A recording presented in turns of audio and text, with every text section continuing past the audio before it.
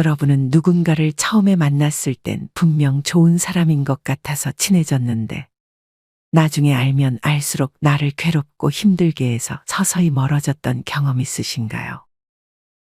아마 많은 분들이 새로 사귄 친구와 그렇게 친하게 지내다 그 사람에게 실망하거나 심지어 배신까지 당하는 일을 한 번쯤은 겪으셨을 것입니다. 만약 우리가 그 사람을 처음 만난 그 순간부터 그 사람의 본 모습까지 알 수 있다면 얼마나 좋을까요? 사실 대부분의 사람들은 남을 의식해서 옷을 입기 때문에 옷차림만으로는 그 사람의 본 모습까지 파악하기는 쉽지 않습니다. 이 세상에서 옷에 가장 신경을 많이 쓰는 사람은 패션업계 종사자가 아니라면 사기꾼들일 것입니다.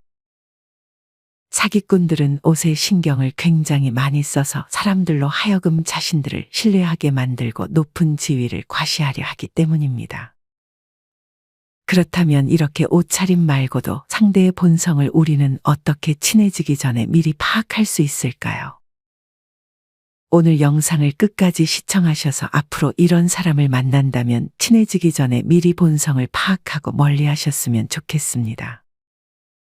본성을 파악할 수 있는 첫 번째는 그 사람이 습관적으로 사용하는 말투입니다. 이 중 만약 처음 만난 사람이 누구누구시 알죠? 하고 물어보면 이 사람은 경계해야 합니다. 특히나 이 말 습관은 사기꾼들이 자주 쓰는 말 습관입니다. 어느 날 최현정 씨에게 모르는 사람 한 명이 말을 걸었습니다. 혹시 김정순 씨 알죠? 네, 제 친구인데 어떻게 아세요? 저도 정순이 친구예요. 한때는 매일같이 만나던 때도 있었어요. 사기꾼들은 이렇게 상대의 지인과 친한 척을 하며 상대와의 거리를 좁히려고 합니다. 누구나 처음 보는 사람이라면 경계할 수밖에 없는데 내가 아는 지인을 상대도 안다고 하면 자연스럽게 경계가 풀릴 수밖에 없습니다.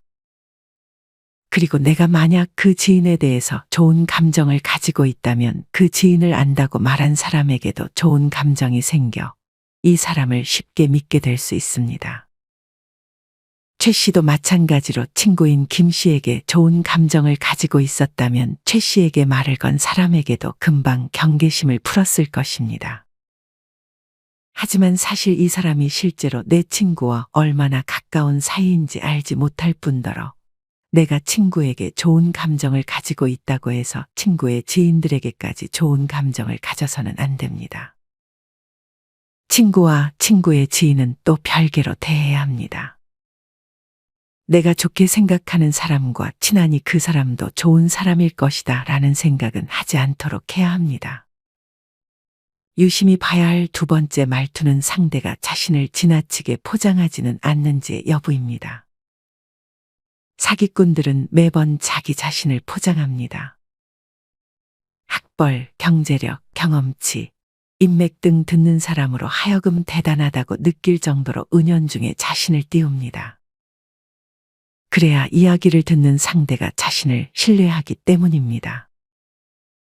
이렇게 사기를 치려는 마음을 가지고 있지 않더라도 자기를 띄우는 사람은 주의해야 합니다. 이렇게 자신을 띄우는 것은 열등감의 표현인 경우가 많기 때문입니다.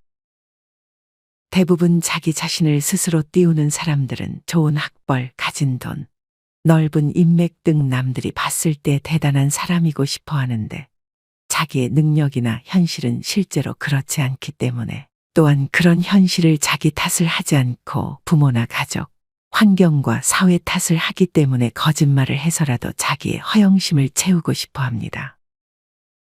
이런 사람에게 한 번이라도 내가 자랑을 하게 된다면 이 사람은 나를 안 좋게 보고 뒷담화를 할 확률이 높습니다. 사기꾼들에 비하면 그냥 열등감만 가진 사람이 나을지도 모르겠습니다. 사기꾼들은 마치 자기가 대단한 사람인 것 마냥 자기 스스로를 속이기까지 하며 남들에게 그게 진짜 자신의 모습인 양 소개를 하고 다닙니다. 이런 사람이 돈 얘기를 꺼내면 그냥 100% 사기를 치려고 나에게 접근을 한 것이라 생각해야 합니다. 또한 다음과 같은 말을 한 적이 있다면 한 번쯤 의심해 봐야 합니다. 사기꾼들은 남에 대해 얘기할 때면 이렇게 말합니다. 그 사람 사기꾼이야. 잘 생각해봐. 그 사람이 이렇게 얘기한 적 있지 않아? 그거 너 이용해 먹으려고 하는 말들이야. 절대 넘어가면 안 돼. 넘어가면 바보야, 바보. 걔가 너한테 이렇게 했다고? 그런데 걔가 아무런 보답도 안 해줬어? 나 같으면 비싼 밥이라도 한번 사줬을 텐데. 자기밖에 모르는 친구네. 너 지금 이용당하고 있는 거야. 이렇게 사기꾼들은 피해자를 위해주는 척하며 더 가까워지려고 노력합니다. 누군가 같이 욕을 해주는 것만큼 사람의 마음을 얻는 방법도 드물기 때문입니다. 하지만 생각해 보세요.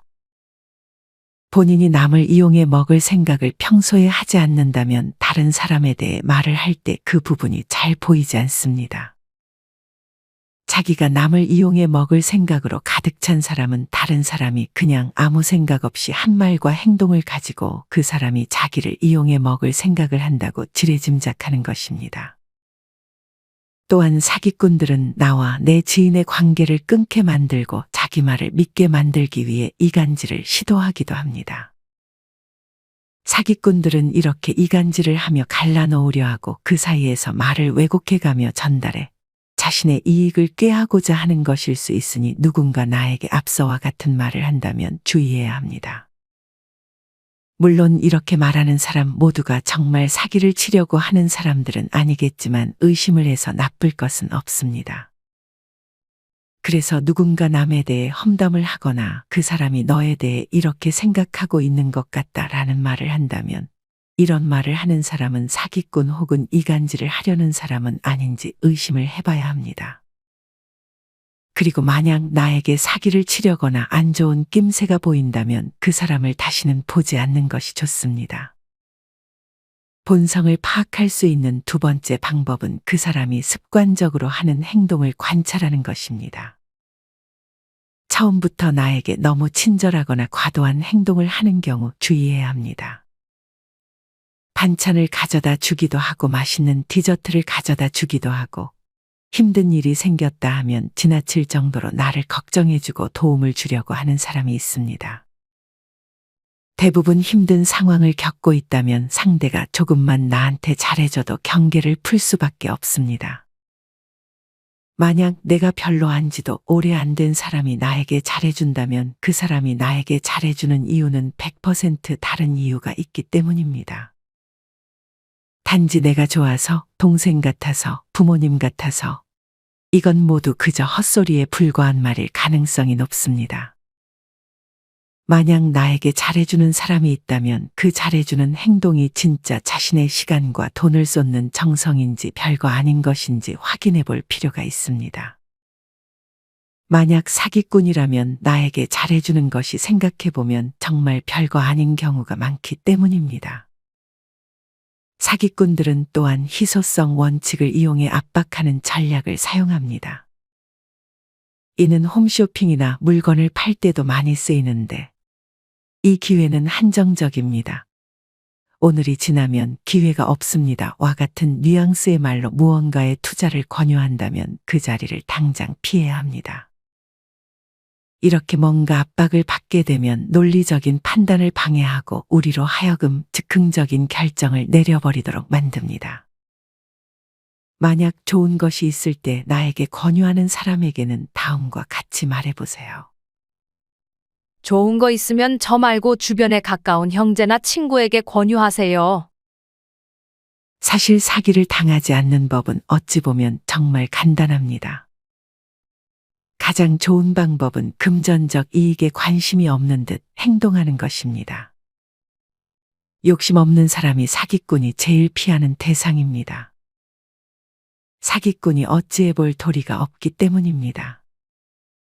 또한 아무리 친해졌더라도 나에게 돈 얘기를 꺼내는 사람에게는 언제든 그와의 관계를 끊고 도망갈 마인드를 가지고 있어야 합니다. 상대에게 받은 것이 있더라도 상대의 요구를 안 들어주는 뻔뻔함도 우리에게는 필요합니다. 사기꾼들은 관 속에 들어갈 때까지 사기를 치며 자기가 사기꾼인 줄을 모른다고 합니다. 이런 사람들에게 우리와 같은 생각과 양심을 가질 것이라고 기대해서는 안 됩니다. 본성을 파악할 수 있는 세 번째 방법은 밥값 계산할 때 그 사람이 하는 말과 행동을 관찰하는 것입니다. 식사가 나오기도 전에 이런 말을 하는 사람이 있습니다. 오늘 네가 맛있는 거 사주는 거지? 이런 말을 하는 사람은 매번 얻어먹고 상대에게 취하려고 하는 경우가 많습니다. 속된 말로 거지근성에 뻔뻔한 이런 사람들은 사실상 손절 1순위에 해당합니다. 어떤 분은 100번 넘게 밥 사준 친한 동생이 월급을 벌고도 이렇게 말했다고 합니다. 형이 사주는 거죠? 이분은 오랜 인연을 이날부로 정리했다고 합니다. 말로만 살게 하고 돈 낼 때 뒤로 빠지는 사람도 있습니다. 돈을 보면 사람을 안다는 말이 있습니다. 또한 상대에게 얻어먹은 것을 잘 잊어버리는 사람들도 은근히 많습니다.